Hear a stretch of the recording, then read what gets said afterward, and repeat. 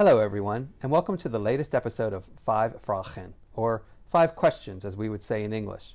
This is our new podcast featuring the people who are at the heart of the Netherlands' diplomatic network here in the U.S. I'm Jeff Allenack from the Embassy's Communications Office, and I'm here with Bart van Bolhuis, who is the head of the Economics Department here at the Embassy. Thank you for joining me today, Bart. Thank you, Jeff. Bart, we're here mainly to talk about the role economic diplomacy plays in your work. In fact, your economic team from throughout the United States recently met in Chicago to set out your goals for next year.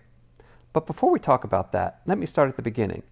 What's your background and how did you wind up at the embassy? Well, my background is somebody who was interested in internationalization up front. I studied international law, European law, politics at the University of Amsterdam, and during my career I had a lot of background in economic diplomacy. So that's mainly my background, yeah. Is this your first time here in the U.S.? No, definitely not. I served as a consul general in the west of the U.S. from 2009 to 2013, first based in L.A. and later on in San Francisco. So you're there for the move from L.A. to San Francisco? Yeah, I did a move. I merged the consulate in L.A. and an economic office that we had. At the time I was still with the Ministry of Economic Affairs in the Valley in San Mateo. I merged that into a stronger office as it is still a very strong office in San Francisco. It is. Yeah. I still hear from people every now and again that wish we were in LA again and with a consulate, and it's nice to be able to say, well, at least we have an NBSO there now. Right. We took that decision to have a stronger team, and at the time there were a lot of things happening and still in San Francisco. Silicon Valley was close to Sacramento, and the experience in LA was it's such a big city. It's difficult to reach out to other cities. It's one of the biggest metropolitan areas in the country, I believe, if I'm not mistaken. It's huge. Second, yeah. But I was happy that we continue to work very closely, and we still do with the city and county of LA and people in it's with we have a great Netherlands Business Support Office with Peter Post and others in LA, and so it's still a very important place. Yeah. What's an average day look like for the head of the economics department at the Embassy of the Netherlands in the United States? I think the great thing in the job that there is no average day. Every day is different. So last week, for example, I spent 2 days in Providence, Rhode Island on offshore wind, and a day in New York, and so no average day. I couldn't work in a job with average days. Well, the days were the same, 9 to 5 every day? No, and the same kind of regular things. So it's important. That's what I like in the job anyhow, is that you move from time to time to other places with other agendas. But still, there are continuous factors. And so, for example, today I worked a lot on the public diplomacy program, Urban Challenges, Urban Dialogues that we're working on, and hope to roll out in and with the people of Baltimore and Detroit and San Diego, and so that is a theme that popped up also before my career in Istanbul, but also back in the Ministry of Infrastructure and Environment, where I worked for 4 years. So average day, so I'm head of the economic department, but also we have a very strong economic team in the US we'll say with 9 different outlets, including LA, including the 5 consulates. People working on investment acquisition and innovation, on trade, on people focusing more on agriculture and food, or on infrastructure or environment, climate and energy. I do a lot of climate and energy myself. So it's the whole team is, I think we are something like 70 people. It's huge. And most of us were in Chicago a few weeks ago. Once a year we're all together.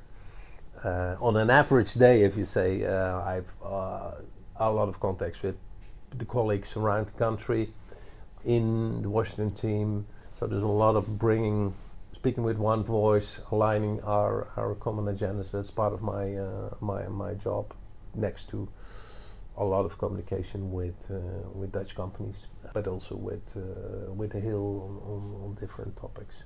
So, but a huge network, and try to bring that network together and move into one direction. You mentioned a lot of fields there, offshore wind.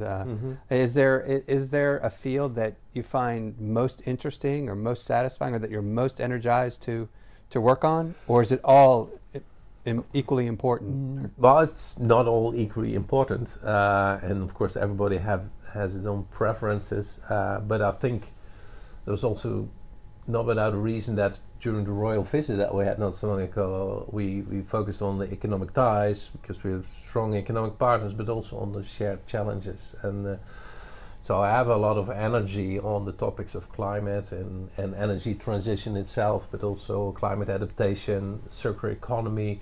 Let's say the big transitions that we are on, that we need to make as countries, as individuals. So that is setting our agenda and gives me a lot of energy. So a lot of focus on energy transition, and offshore wind and hydrogen are parts of that transition. So energy transition to solar, offshore wind. Away from fossil. Away from fossil fuels. Yeah.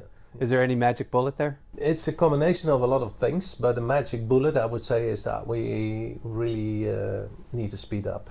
Need to speed up. Today I think the report came out of the United Nations about climate change is that if you add all the commitments so far, we would have a reduction to 1.8 Celsius plus. So that's too much. But even more worrying that if you count the actions taken so far, I think we had 2.6 and 2.7 degrees. So we have to speed up. We have to speed up. The technologies are there. Capital is there. Well, we have issues with there's not enough hands and materials to make this speed up now. But if you would speak about the silver bullet, is to bring everything together and speed up and make it happen. There's not much time to lose, and on the other hand, it's a great economic challenge, and it's great to see that the big investors, the Dutch investors, here we are still the second investor here in this country. But if you look to companies like Ahold Delhaize or Philips or DSM or you name it, Aegon and the financial sector, they all in the forefront of making these transitions happen on climate and energy transition, on circular economy. So to work together with them on that agenda is what we try to do to the maximum for the next few years. Yeah. Let's hope it works. It has to. Before I started working at the embassy, I didn't fully understand the role embassies played in the relations between two countries. Sure, I knew about passports and visas, how ambassadors represent their nations abroad, but that's about it. Your position is a bit different from my past understanding. What role does economic policy play in the relationship between the United States and the Netherlands? Yeah.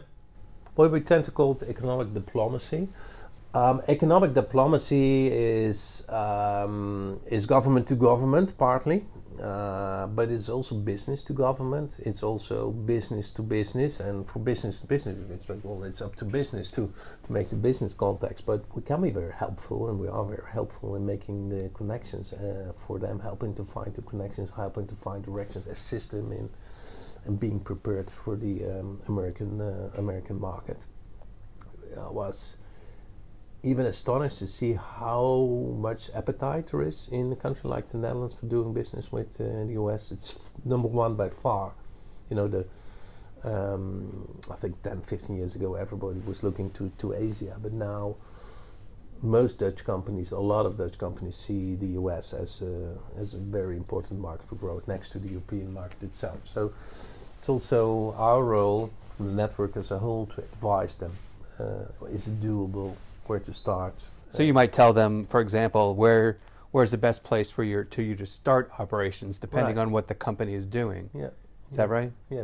Not to tell them, but to talk about advise. it. Advise. I guess them. And so during my career, I'm a strong believer in what we call public-private cooperation.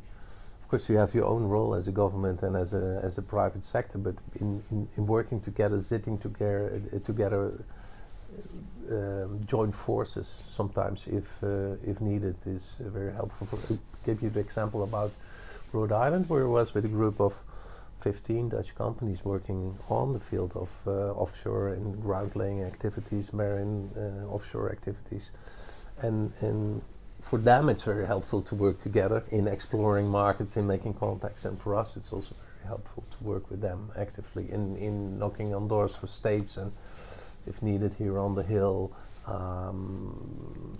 So that really works. So using that as an example, the wind, not necessarily offshore, but let's say wind in general. If a Dutch company wanted to say, we want to expand in the U.S., what states are looking to expand their wind power? Right. Is that something that you guys research as an example? Like Yeah. they could come to you and say, yeah, you should go to this state because... Well, again, we won't say you should go to this. Okay, you could, yeah. But to talk about it, I think it's not without reason that we're talking about offshore wind because of I think of course the US is a very competitive market in itself. There's a lot of knowledge. So for Dutch companies, it's really important to raise the question: what can we add? What kind of technology is lacking, or what kind of capacity is lacking? Where can we fill the niches, so to say? And if talking about offshore wind, there's a lot of experience that we gained in the North Sea, also in, for example, the ground laying activities for the turbines, how to connect on the grid, and obviously we're focusing on that states or that areas in the Northeast, but now also in Virginia. So also with the state officials there to discuss, to share also the experience that we had from the government field. So yeah, we talked with the Dutch industry combined and say, well, that's now it's the time also to shift more attention to the Mid-Atlantic, for example. We talk about the future of floating wind, but that's also floating wind, like is that? It sounds like a turbine on a boat somewhere. Is that right? Yeah, not on a boat, but floating, but not necessarily turbines. You have also all kind of new technologies, and like for example sails and kites, but the if you think about floating wind, there is a lot more potential because there's a lot of faraway floating possibilities, especially if you combine it with hydrogen. We have a huge hydrogen agenda in the Netherlands now, in the US also, so to combine it with offshore wind production, that are fields that we're working on. Both from the innovation aspects, but also from the commercial aspects. Yeah. Yeah, okay. Now you mentioned this a few minutes ago, but members of the Dutch Economic Network recently held their annual meeting in Chicago to discuss priorities for 2023. What 3 priorities will be key for the network next year? Well, it won't be a surprise if I mention energy transition and climate. No, we covered that. I would like to mention also the urban agenda. Because all the global challenges, they come together massively in urban and urbanizations, but also cities are also a breeding ground and a testing lab for kind of new innovations and can help also to accelerate. So the urban agenda would definitely would like to. Is that part of the urban dialogues that you mentioned earlier? Right, exactly. Yeah, Sounds like that might be a good topic for a future podcast. We'll come back to that sometime. So what's the third one, you think? Is it easy to name a third one? I was hoping you forget. Well, there are a number. I think we made great progress and work together on health and life sciences and health. There's also connection, of course, with the city, healthy cities, but also post-pandemic, reducing the cost and increasing the efficiencies of the and also the royal visit. We had a great life science and health track. You see all kinds of new innovations also on what we call serious gaming, digital health, lowering the thresholds of access to health and healthcare. Okay. I think there is a lot of things to gain, and it's also neat if you look at the future and aging populations and the costs of healthcare and the shortage of labor. So that is also a topic that we continue to work. But there are others as well, like of course, cyber, economic security, the whole world of supply chains and semicon as an example of it. So then I have 5 topics. Is that okay? That's okay. Okay, Yeah. thank Well, I asked for 3, you give 5. I say 5 questions. I think I've gone over that already, so we won't Right. won't hold you to that. What will you need to accomplish before you consider your job done? Wow. I think it's never done. Never done. So my posting here is ending in 2025, say it correctly. Okay. Well, I hope that we made a lot of progress on this topic, climate and energy transition, urban agenda, that the team works really as a team as it is now, and that but it won't be done because there will be new people stepping in. So you're at a job that's never done. It's kind of like rolling the rock uphill, and then somebody else has to come up and keep Right. rolling it up. Is yeah. that? But that's important also, that you being part of a team, and also and hoping also in investing in the future of the team, that we can continue to work on these topics. Mm-hmm. Yeah. I guess too, between the relations between countries, it's always evolving. Right. It's always different now versus 4 years ago versus 8 years ago, 12 years ago. So in those Absolutely. regards, It's a different. diplomacy is never done. Economic diplomacy is never It's done. never done, and we are in a different world now. When I left San Francisco in 2013, Mm-hmm. yeah, to say, well, back in a different country, not only because it's the East Coast and the West Coast, but the country is different, the world is different, the world is changing very rapidly, because we saw the pandemic with all the effects now, the energy crisis, the war in Ukraine. There are a lot of issues worldwide, but also in the Netherlands, that we also, when we talk about acquisition, getting talented people, companies from the US over to the Netherlands, it's Mhm. important also that our country in itself addresses these issues that are out on shortage on housing, how to deal with biodiversity and nitrogen, so it is it's very complex. I mentioned cyber, economic security, how to relate with countries like China, Mm-hmm. the need in speeding up on energy transition, but also the longer. I think it's very important in our jobs also to work on the short-term and medium-term challenges, but also keeping an eye on the ball, as we say on the Netherlands, on the long-term challenges like climate change and the transition to a circular economy that is needed, health and healthcare. So yeah, that makes it challenging to work in this environment. Yeah. Sounds like it. I have one final question for you. Might even seem a little odd, but I could use a Dutchman to settle a long-running dispute. It happens every November. Of course, the big holiday in November here in the U.S. is Thanksgiving. And we Americans, we grow up learning all about the Pilgrims, the Mayflower, and the Native Americans they met here in Plymouth. But not until I started working at the Dutch Embassy did I learn that the Pilgrims lived in Leiden, the Netherlands, Yeah. for a decade before they sailed across the Atlantic. Right. So you could say they were perhaps influenced by the Dutch before making the trip. They might have even acquired a taste for Dutch food, for example. So this was where I could really use some Dutch sensibility. Long-running dispute around Thanksgiving tables. Do marshmallows belong on sweet potato casserole? No, I don't think so. If you would follow the Dutch taste, no. But So it sounds like this didn't come from the Pilgrims. No, absolutely not. No, it's a very interesting story, of course, with the Pilgrims, because they came to the Netherlands because the Netherlands had freedom of religion. So they came from Puritan Britain. A lot of them were Huguenots. They came from Belgium and in France. There's a lot more to that history that we never learn in school here in the No, US. because a lot of I was 10 years ago at the meeting of the families of the Mayflower Mhm. Mayflower Society, and I talked about Leiden, and we talked also about their family names and what they didn't know. Most of them expected them to have a British background, but I think 80% of these 13 families or 11 families, their names are originally French names, and so they came from Wallonie and northern France. They were a bit shocked to learn that because they didn't know.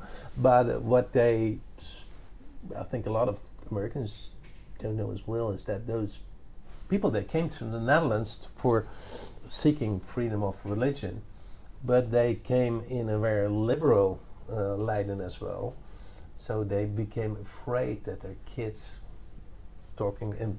It wasn't religious enough. Was that? It was not religious enough, and then they decided to move to the U.S. To the other side of start the colonies. What became the U.S. eventually? Yeah. To start because they were afraid that their strong religious culture would like disappear and make them soft like marshmallows or something. Yeah, so, you found it. I don't know, maybe, but no, but it's So I that's don't all think the interesting. marshmallows don't go back to Leiden. No. But we're quite interesting. Well, that's all we have time for today. Thank you. Thank you again, Bart, for joining me for this episode of Vijf Vragen. Though I think I went over my 5 questions again. That's becoming quite a habit. And to our listeners, thank you for tuning in. Please tell us what you think in the comments below, and be sure to click on the subscribe button and turn on notifications so you don't miss our next episode or the other videos we post on our YouTube channel. I'll be back behind the microphone next month with another member of the Dutch Diplomatic Network in the United States. Until then, you can keep up with our work on any of our social media channels: Facebook, Twitter, Instagram, or LinkedIn. Just search for NL in the USA, and you can stay up to date on how the United States and the Netherlands have a partnership that works. Thank you, Jeff, for this opportunity, and to the listeners, always ready to answer the number 6 or 7 question. Thanks, Bart. Vraag nummer 6 of 7. Yeah, thank you. I'll have to practice that phrase. Vragen. Vragen. I still have trouble with it after all this time. Thanks, Bart. Bye.